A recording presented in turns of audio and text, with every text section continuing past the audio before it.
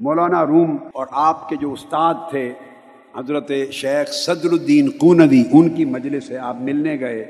حضرت صدر الدین قونوی اپنے مصلی مسند سے اٹھ گئے، مولانا روم کو اپنی جگہ پیش کر دی، بیٹھ گئے، اور صدر الدین قونوی ہاتھ باندھ کر، استاد تھے، ہاتھ باندھ کر، چونکہ اب یہ دوسرا دور تھا، اب یہ دوسرا دور آ چکا تھا، ہاتھ باندھ کر شاگردوں کی طرح سر جھکا کے بیٹھ گئے۔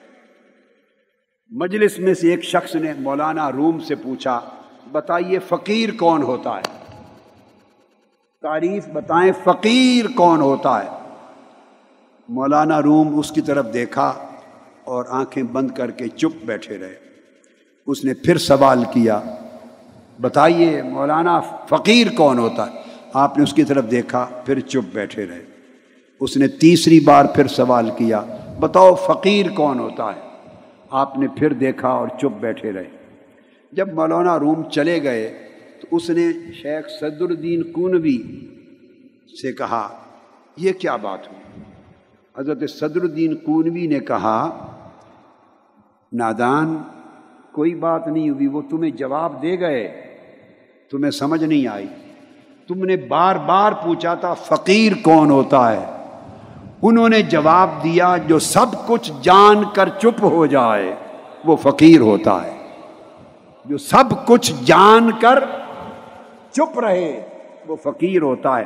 جس کے پاس علم کا سمندر ہو اور وہ سمندر چپ نہ ہونے دیتا ہو، وہ سمندر اندر موجیں مارتا ہو، بلانا چاہتا ہو کہ بول اور اپنے علم کو ظاہر کر اور بتا دنیا کو کہ کیا کیا علم کے سمندر تو نے پی رکھے ہیں، علم کے سمندر کھول رہے ہوں اور وہ فقیر ہو گیا ہو اور وہ زبان کو بند کر لے، خدا کی معرفت حاصل ہو گئی ہو اور زبان سے راز نہ اگلے، چپ رہے، اسے فقیر کہتے ہیں۔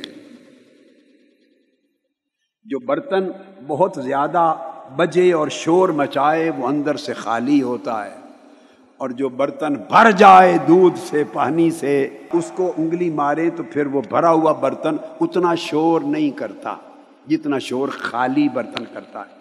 تو مولانا صدر الدین قونوی نے کہا، نادان، وہ تیرے سوال کا 3 بار جواب دے گئے۔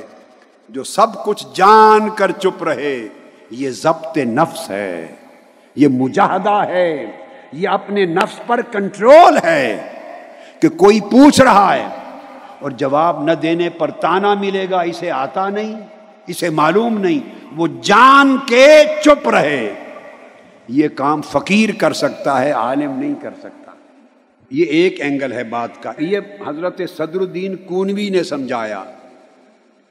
اور ایک دوسرا اینگل بھی ہے، وہ یہ کہ اس نے 3 بار سوال کیا، آپ نے جواب نہیں دیا، اس کو سبق ادب کا دے رہے تھے کہ طالب علم، اس وقت میرا استاذ بیٹھا ہے، شاگرد کے لیے یہ سوء ادب ہے کہ استاد کی موجودگی میں جواب دے۔ میں بعد میں بتاؤں گا، یہ ادب بھی سکھا گئے اور فقر کا معنی بھی سمجھا گئے۔